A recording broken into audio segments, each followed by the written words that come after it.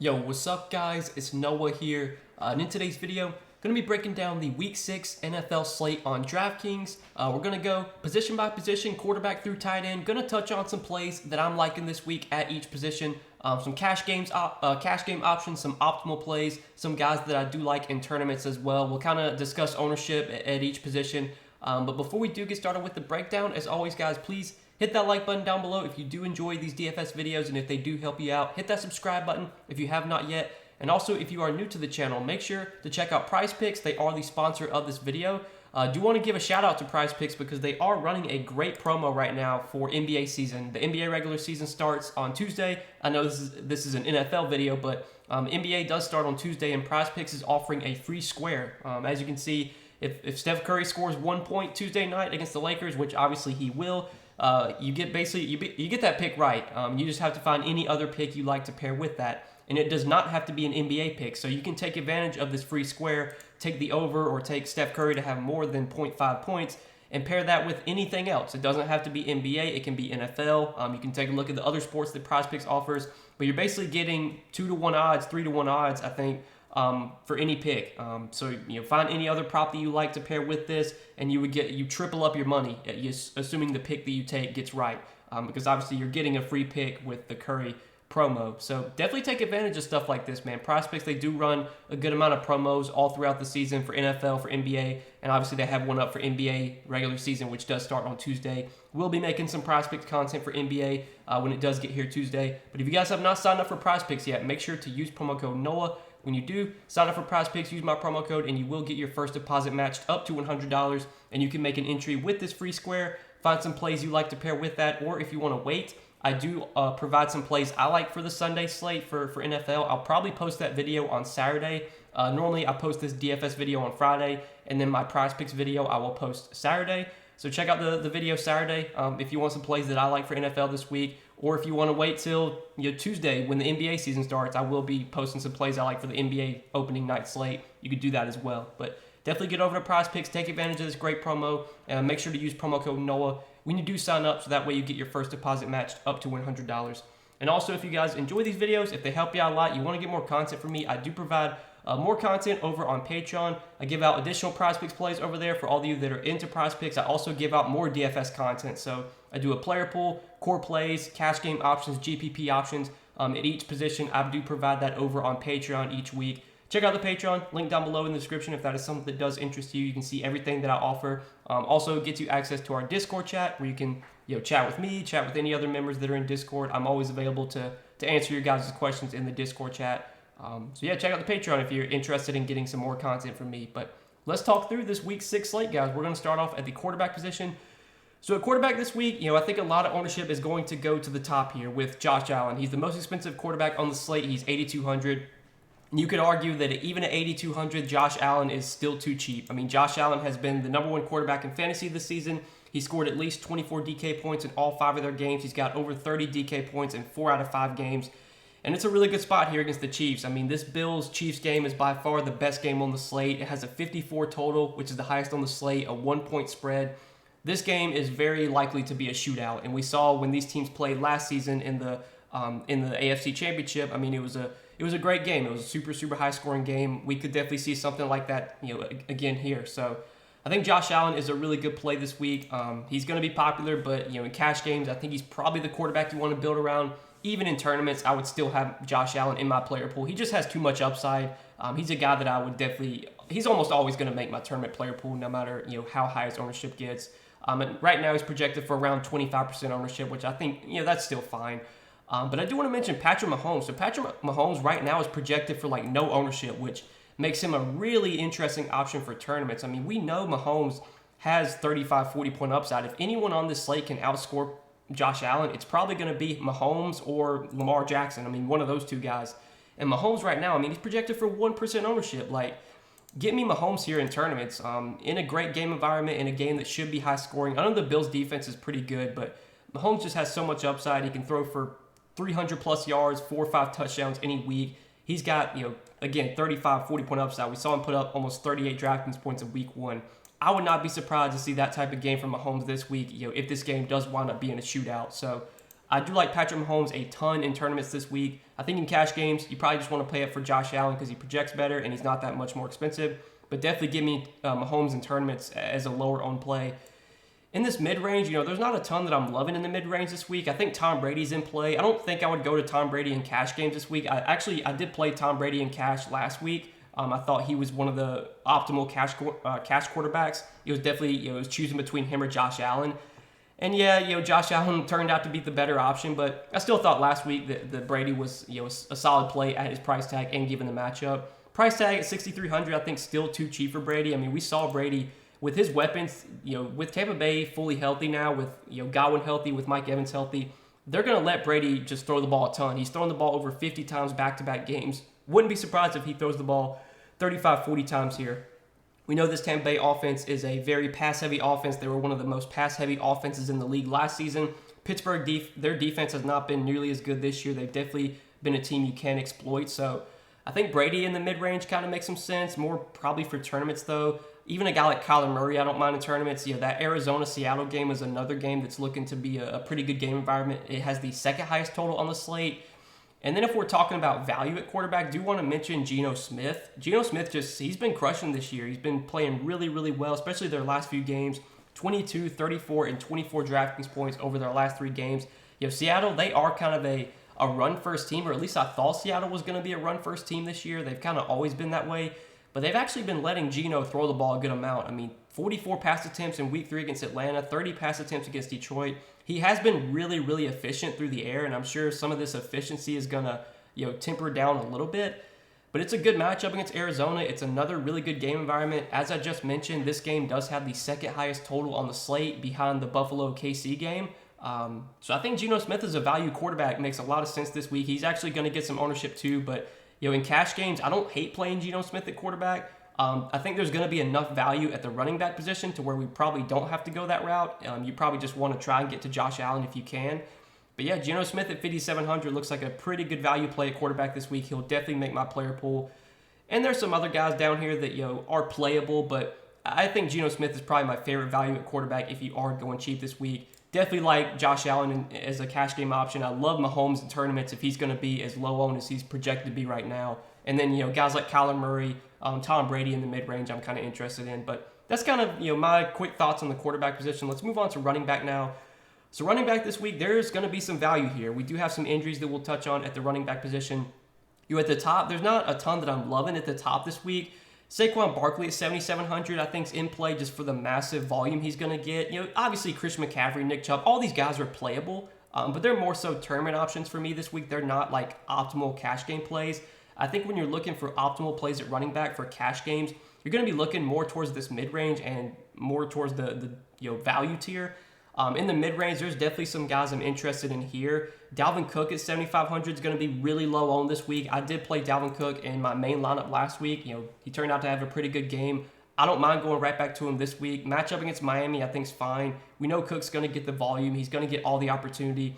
And he's been running pretty bad with touchdowns this year. Now, I know he did get 2 touchdowns last week, but prior to last week, he had only had 1 touchdown through their first 4 games. And, Cook's getting almost 20 touches a game. It's very rare for him to see 20 touches a game and only have 1 touchdown through 4 games. Like, there was definitely some positive touchdown regression coming for Cook. Obviously, he got into the end zone twice last week. I'm pretty sure both those touchdowns were like 2 goal line touchdowns. We know Cook's going to get the volume. We know he's a very efficient runner. He's going to get some pass game usage as well. I don't think he's going to be really owned at all this week, so I'm going right back to Dalvin Cook. He'll definitely be in my tournament player pool. I think Leonard Fournette, just with the amount of volume he's getting in the passing game right now, he's going to be in play almost every week until his price tag really starts to get up there. He got freaking 11 targets last week. Like, he was one of the most, he might have actually been the most targeted Tampa Bay receiver. Like, he might have led the team in targets last week. I honestly can't remember. But Tom Brady just loves dumping it down to his running backs, and Fournette's been a guy that he's consistently involved in the passing game. You look at that usage, man. 6 targets, 7 targets, 11 targets. He's still getting work on the ground as well. He's been a true workhorse running back this season.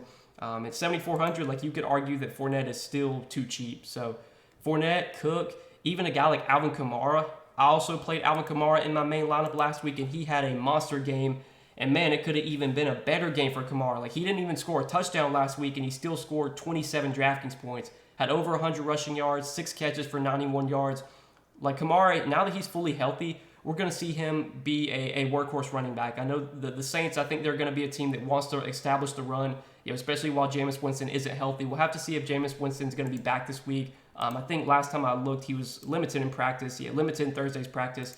I still expect Kamara to get massive volume. He's only 6,700. Like, I still think that's too cheap for Kamara when you look at all the opportunity he's going to get both on the ground and through the air. Hopefully Taysom Hill doesn't steal all of his touchdowns away again. If he doesn't, I think Kamara, has a big ceiling if he can get into the end zone once or twice this week. He'll definitely be in my tournament player pool again. But talking about like some optimal cash game plays, so Ramondre Stevenson at 6K is probably going to be one of the most popular plays on the slate this week, assuming that Damian Harris does not play. We will have to keep an eye on Damian Harris's status. He hasn't officially been ruled out yet. He was limited in practice on Thursday. I'm recording this video on Thursday night. I'm going to upload it on Friday. Last update we got was that he was limited in practice Thursday.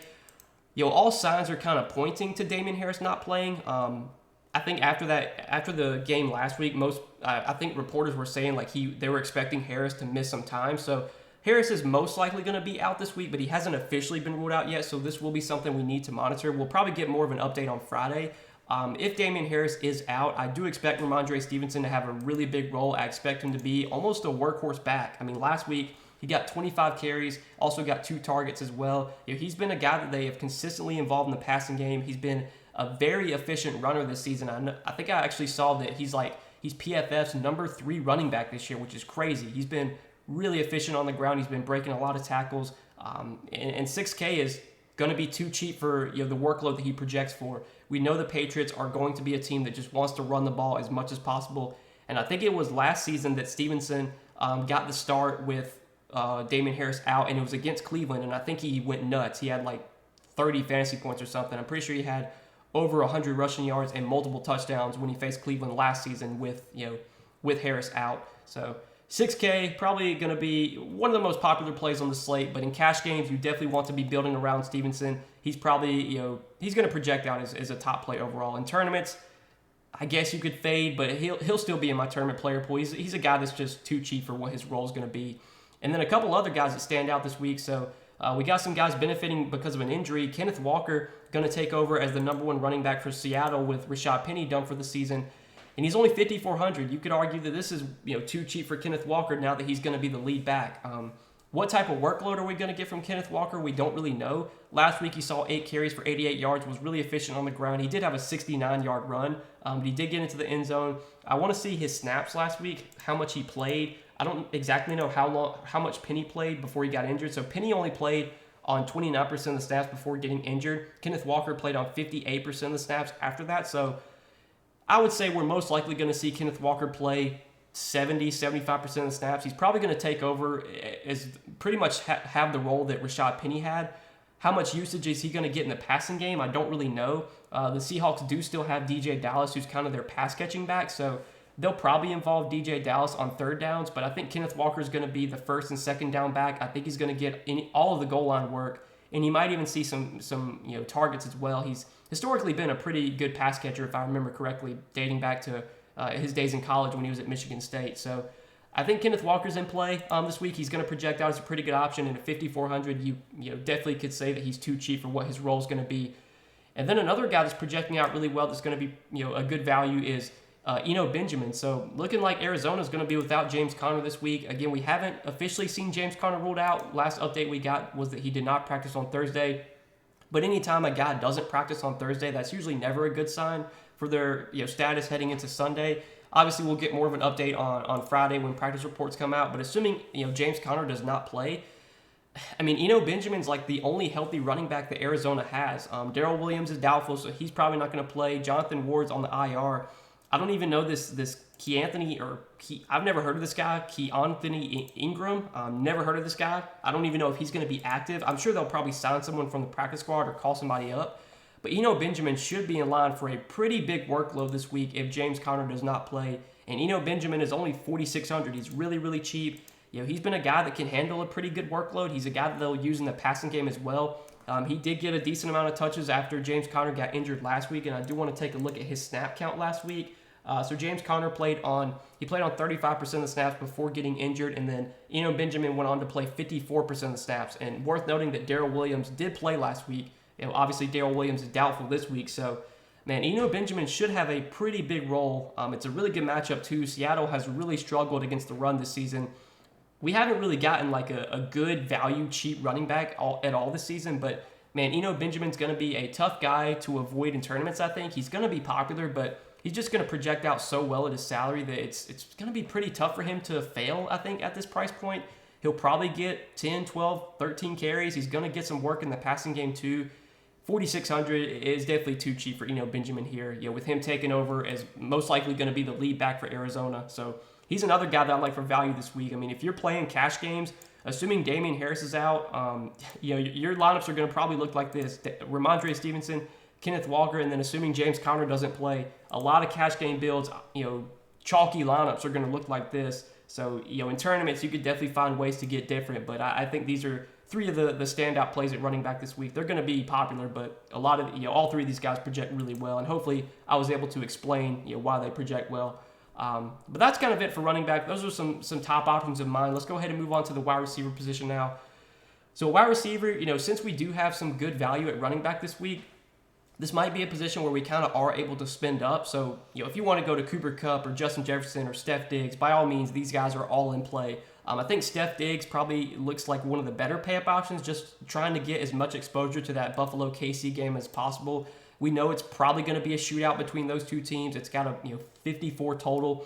And we know in those games where Josh Allen airs it out, I mean, Josh Allen's already been throwing the ball a ton this season. But in these type of game environments that are projected to be really high scoring, when Josh Allen throws the ball 45, 50 times, usually that means Steph Diggs is getting 10, 11, 12 targets. And even in their game last week where they won by 5 touchdowns, I think Josh Allen still threw the ball like 50 times last week, and Steph Diggs saw 11 targets. So, yeah, I think Stephon Diggs looks like probably the best pay-up option overall at wide receiver. But in tournaments, man, feel free to get exposure to a lot of these guys. Definitely want to be correlating your lineups, looking to do some stacks. I don't even hate like a Cooper Kupp, Christian McCaffrey little mini stack. I think makes some sense in tournaments. If you want to stack up Kirk Cousins and Justin Jefferson, then maybe run it back with Tyreek Hill. Like that should be very low owned. Tyreek Hill, a little bit worried about his upside now that Skylar Thompson is at quarterback. Doesn't look like they're going to have Teddy Bridgewater or Tua this week. So, yeah, with Skylar Thompson at quarterback, I'm not in love with these Miami receivers, but I think they will be very low owned. And as we just mentioned, you can stack up that game and get very low ownership on probably Justin Jefferson and Tyreek Hill. Jalen Waddle probably will come in at low ownership as well. But some other guys at the wide receiver position, like Gabe Davis, is projecting for no ownership this week, and that's something that I love. I mean, Gabe Davis, he's coming off a massive game last week, and we're at the point in DFS where people don't really box score watch anymore. People are just they're better now that they don't really box score watch. But obviously, Gabe Davis coming off a big game, only did it on 3 catches, but 3 catches for 171 yards, 2 touchdowns, 6,500. Like he feels priced about right for what his role is in this Buffalo offense. But again, we're just trying to get exposure to the best game environment on the slate. And if we can do it with a guy that's going to be 1% owned, I mean, right now, Gabe Davis' projected ownership is literally 0.8%. If Gabe Davis is seriously going to be 1% owned, I love going to him in tournaments, just, getting exposure to that game and doing it with guys that are low owned. Like you can stack up the Buffalo KC game and your lineup won't be incredibly chalky because it looks like there are going to be some low owned pieces in that game, and Gabe Davis should be one of them. But some other guys at the wide receiver position, like Chris Godwin, I played him in my main lineup last week, and he had a solid game. Wasn't great, but 6 catches for 61 yards on 6 targets. He's going to be one of Tom Brady's top options. Pittsburgh, again, their defense, their secondary has just not been nearly as good this season. I think this is definitely a good spot for Chris Godwin. I don't hate going back to him this week. Don't know if I'd go there in cash games. I think there's probably some better plays to target in cash this week, but for tournaments, definitely would have Chris Godwin in my player pool once again. For some reason, Draftkings just refuses to price up Tyler Lockett. I think Tyler Lockett is going to be one of the most popular wide receiver plays this week. And like in cash games, as I mentioned, Chris Godwin I do like, but I think Chris, you're probably not playing Chris Godwin in cash just because Tyler Lockett projects way better. He's also cheaper. I don't know what DraftKings is doing. Like look at Tyler Lockett's price tag this season: 5K, 5,600, 5,800, 5,900, 5,600, and look at his game log. Like he's putting up 20, 30 DraftKings points, and DK just like doesn't price him up. It makes no sense. He's going to be really popular again. So in tournaments, if you want to just pivot to DK Metcalf for lower ownership, that makes plenty of sense. But in cash games, I think Tyler Lockett looks like one of the top receiver plays this week.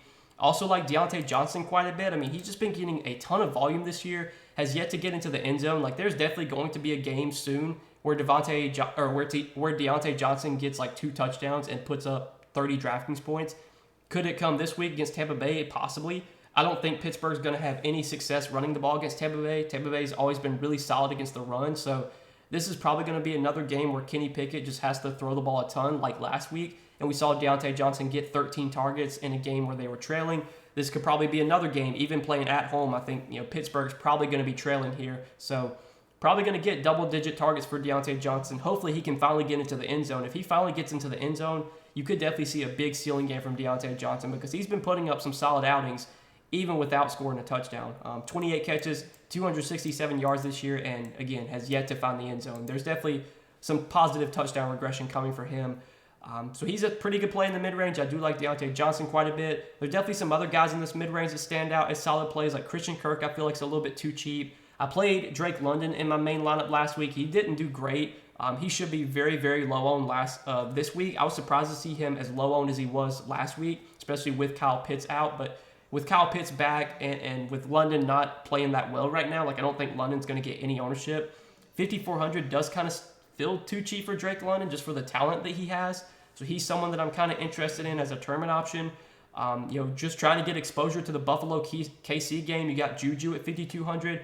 Right now, I don't think Juju's projected for any ownership. I mean, he's projected for 5% ownership. So definitely think Juju, if you want to stack him up with Mahomes, that's something that I like doing. You could also look to MVS, who's really cheap, 4,500. He's projected to be a little bit more popular, but I think MVS is a good value. I mean, he's had a really, really good role with KC this year, been getting really good targets, and he's been playing the most snaps out of any of the KC wide receivers. So I'm definitely fine going to MVS as a value. Even a guy like DJ Moore, DJ Moore's not really done anything this season, but now with PJ Walker at quarterback, maybe that's an upgrade. Like, Baker Mayfield has been so bad this season that getting PJ Walker could actually be good for DJ Moore. And I know PJ Walker came out and said that he's going to try and get the ball in the hands of his playmakers. Does that mean getting the ball to DJ Moore? I think that probably does. So, man, if DJ Moore can finally get some targets, if PJ Walker can play somewhat well this week, 5,100 is really cheap for DJ Moore, at least for the talent that we know he has. I know he hasn't done anything this season, but we know DJ Moore is still a very talented receiver. So, if you want to do a DJ Moore, Cooper Kupp mini stack in tournaments, again, that's something that I like doing. And again, I don't think DJ Moore is going to get much ownership this week. But there's one more value play I want to talk about, a receiver. A lot of other guys you could go to, but do want to mention Rondale Moore. He's projecting out as a pretty good value play. And it's hard to ignore him, and he's only 4,200. As we mentioned earlier, this Arizona-Seattle game looks like one of the best game environments of the week. 50 and a half total right now in this game. 50 and a half total. We saw Rondale Moore get 8 targets last week. He played on a good amount of the snaps as well. He played on 91% of the snaps. He's basically their wide receiver 2 right now. And with DeAndre Hopkins still suspended, Rondale Moore should be looking at some good volume this week in a good matchup, in a good game environment. And the price tag didn't even move. He's still 4,200. So, he's another guy in cash games you could look to go to this week. I think he makes a lot of sense as a value play. If you were stacking up that Arizona-Seattle game, even though Rondale Moore will be popular, I think throwing him in those stacks does make plenty of sense. Try and make some stands elsewhere if you are playing Rondale Moore, because he will carry some ownership this week. But that's kind of what I'm looking at wide receiver, guys. Let's go ahead and move on to tight end now, kind of talk about the tight end position. So again, we have value at running back this week and even some value at wide receiver. So I think we will be able to pay up at tight end. Man, Travis Kelce and Mark Andrews, I think, are definitely the top 2 tight end plays by a mile. If I can fit these guys in, I definitely want to. Choosing between the two, I don't have much of a strong preference. Maybe lean Kelce just because it's a better game environment, and I think that Buffalo KC game is a lot more likely to be a shootout than Baltimore and the Giants will be. But Mark Andrews has had such a good role that even in a gross game environment, Mark Andrews is still a guy that's going to get massive volume. And last week, the Bengals only scored 19 points. Their offense did not look great last week, and Mark Andrews still had 22 DraftKings points. He's been so solid this season. And same goes for Kelce. We saw what Kelce did Monday night against the Raiders. Only had 25 receiving yards, but still scored 33 DraftKings points because he caught 4 touchdowns. Obviously, you can't expect that to happen again. But Travis Kelce just has such a good role in this Kansas City offense. They're always looking to him in the red zone. Anytime they get near the goal line or in the red zone, Travis Kelce's always a threat to score a touchdown. And we're just trying to get exposure to one of the best game environments of the week. So really like Kelce, really like Andrews. I want to try and play one of those two guys in my main lineup if I can. But if I'm looking for value, I mean, once again, I think Tyler Higbee looks like a really good value at tight end. He was very, very popular last week. He was like the most chalky tight end on the slate, but it was hard to avoid him. I mean, he was only 4,300, and he just continues to see massive volume this season. He's actually, I think he's like leading in terms of all tight ends. He's towards the top of the league. He actually might be leading all tight ends in targets this year, which is crazy. The dude's averaging I don't even know how many targets. Over their first 5 games, he's averaging like almost 10 targets per game. He's got 48 targets through their first 5 games. He's just been getting so much opportunity. Has yet to have like a really big game. So does Tyler Higbee have like this massive ceiling in tournaments that makes him tough, like a guy you can't fade? Of course you can fade Tyler Higbee. Like he could get 10 targets and score 10 Draftkings points, but the floor he has because of those targets makes him a very solid cash game play. 4,600 is definitely too cheap for the volume that he is getting right now. If you're not going to pay up for Kelce or Andrews, I think Higbee once again at 4,600 looks like a really good value at the tight end position.